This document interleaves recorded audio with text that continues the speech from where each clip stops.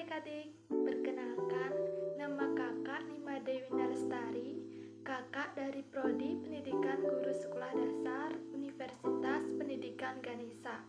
Nah, dalam video kali ini, kakak akan menjelaskan tentang konsep bangun datar, kesebangunan, dan kongruensi segitiga. Nah, untuk itu, langsung saja kita masuk pada materi. Nah, adapun materi yang akan kakak jelaskan kali ini yaitu ada bangun datar, kesebangunan, dan kongruensi segitiga. Nah, materi yang pertama ada bangun datar. Nah, apakah adik-adik tahu apa sih itu bangun datar? Nah, bangun datar merupakan suatu bidang datar yang terbentuk melalui titik atau garis hingga membangun dua dimensi dan memiliki rumus luas dan keliling. Nah, adapun jenis-jenis bangun datar bisa adik-adik lihat pada gambar berikut ini. Nah, pada gambar tersebut, jenis-jenis bangun datar ada persegi panjang, persegi, lingkaran, segitiga, trapesium, jajar genjang, belah ketupat, dan layang-layang. Nah, kakak akan menjelaskan mengenai jenis-jenis bangun datar pada berikut ini. Nah, persegi panjang. Adik-adik bisa lihat pada gambar.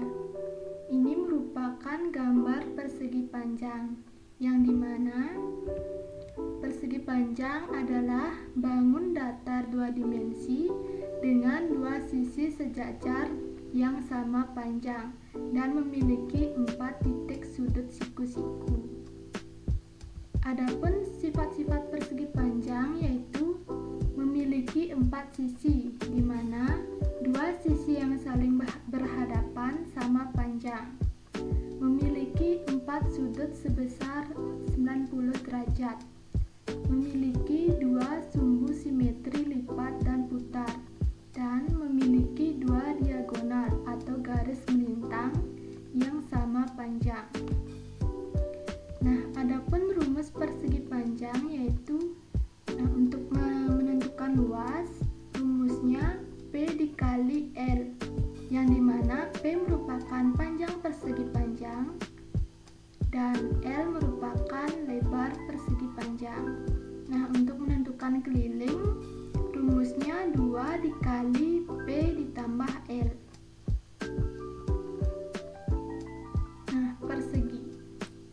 Adik-adik bisa lihat pada gambar. Ini merupakan gambar persegi, yang dimana persegi merupakan sebuah persegi panjang yang semua sisi-sisinya sama panjang. Adapun sifat-sifat persegi yaitu memiliki 4 sisi yang sama panjang, memiliki 4 sudut sebesar 90 derajat, dan memiliki 4 sumbu simetri putar dan lipat. Nah, adapun rumus persegi yaitu untuk mencari luas S dikali S, yang dimana S merupakan sisi persegi. Nah, untuk mencari keliling digunakan rumus 4 dikali S. Lingkaran. Nah, adik-adik pasti sudah tahu gambar lingkaran. Nah, benar sekali. Lingkaran gambarnya seperti gambar yang ada di layar HP adik-adik, yang dimana lingkaran adalah sebuah bangun datar yang terbentuk dari himpunan semua titik persekitaran yang mengelilingi sebuah titik asal dengan jarak yang sama.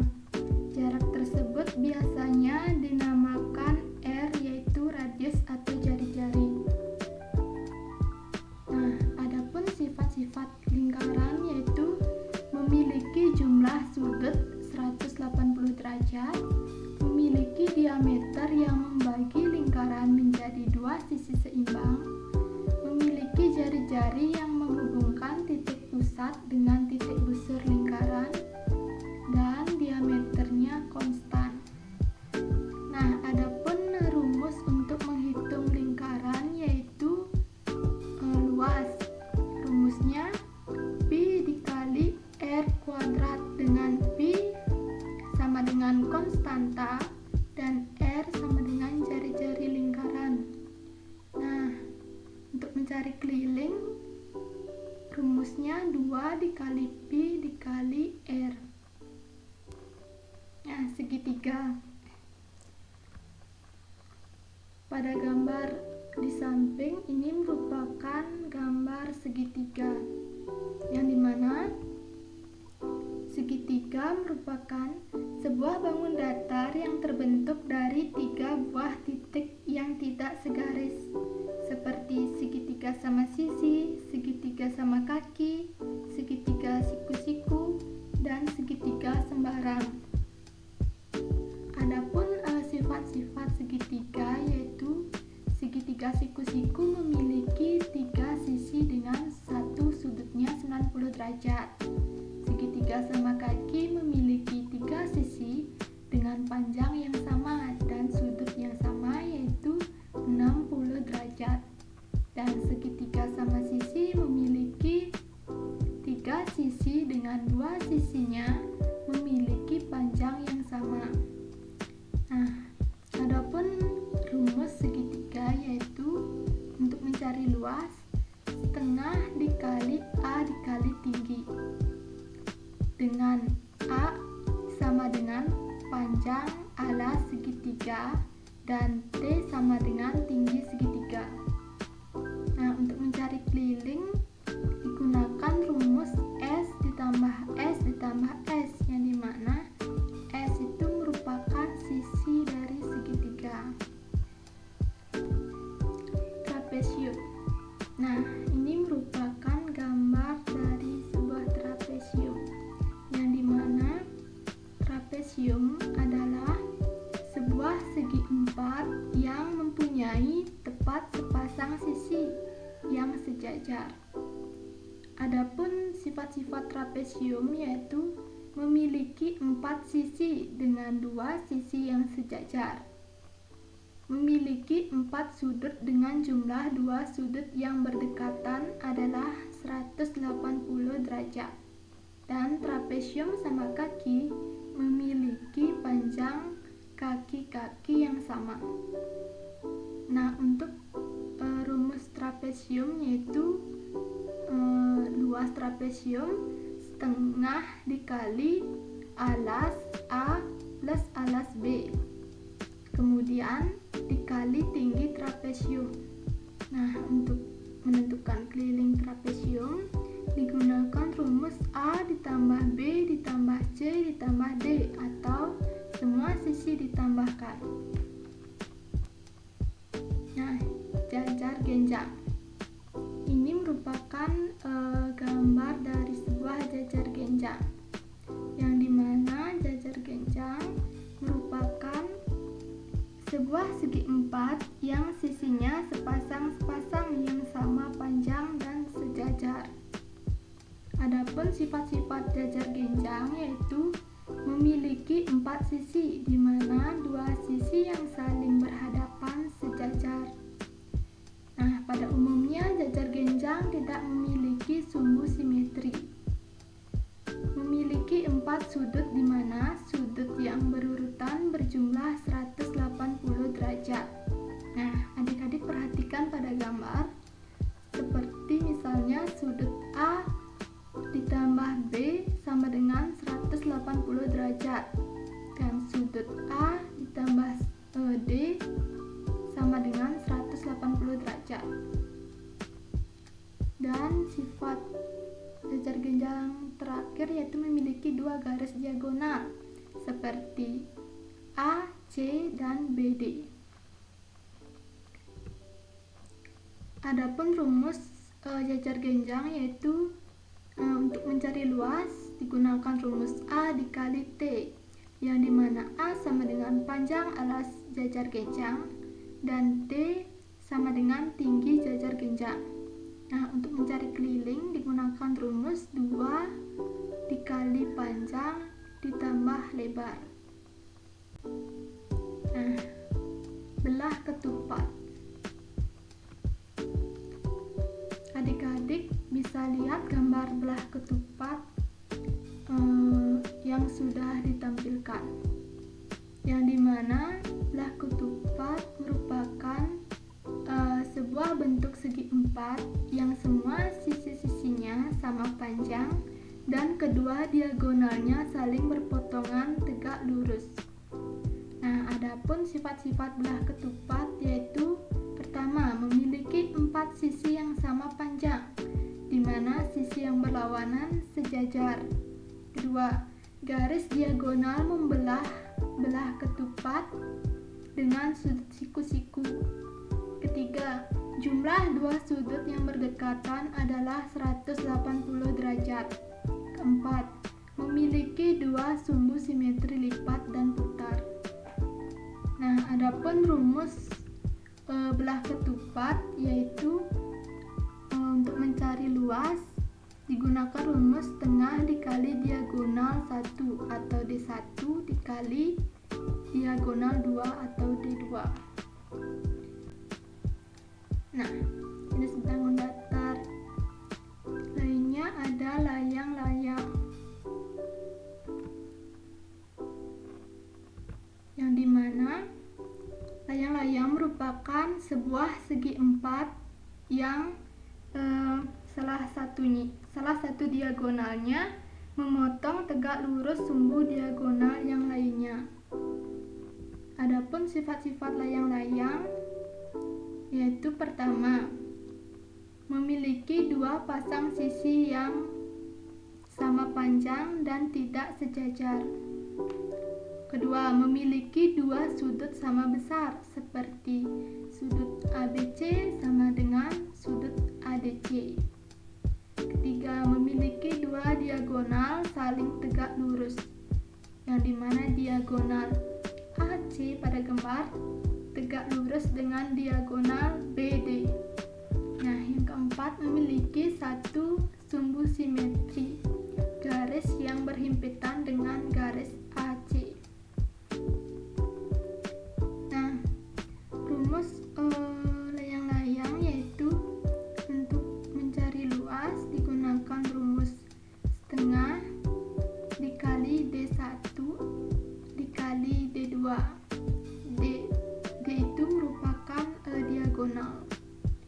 Untuk mencari keliling digunakan rumus A ditambah A kemudian ditambah B ditambah B.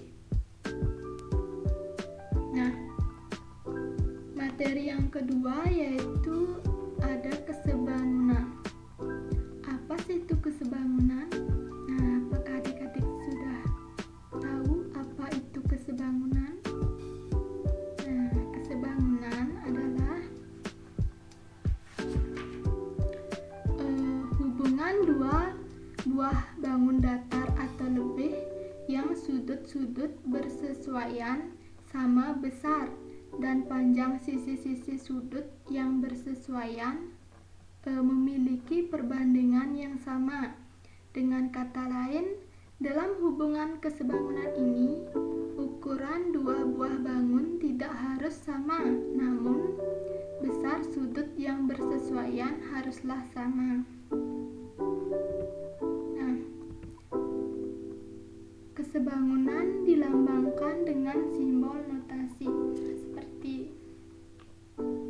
seperti yang sudah ditampilkan. Nah, adapun syarat kesebangunan yaitu adik-adik bisa perhatikan pada gambar. Ini merupakan gambar kesebangunan yang dimana panjang sisi yang bersesuaian dari kedua bangun itu memiliki perbandingan senilai dan sudut-sudut yang bersesuaian dari kedua bangun itu sama besar. Maksud dari kata sama besar adalah ukuran sudutnya sebanding. Nah, contoh kesebangunan, adik-adik bisa perhatikan gambar persegi panjang di atas. Nah, kita akan menentukan sudut sebanding dari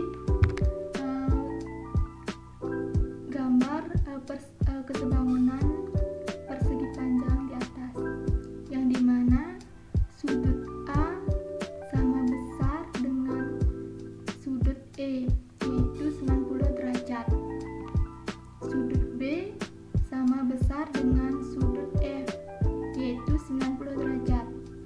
Sudut C sama dengan sudut G, yaitu 90 derajat.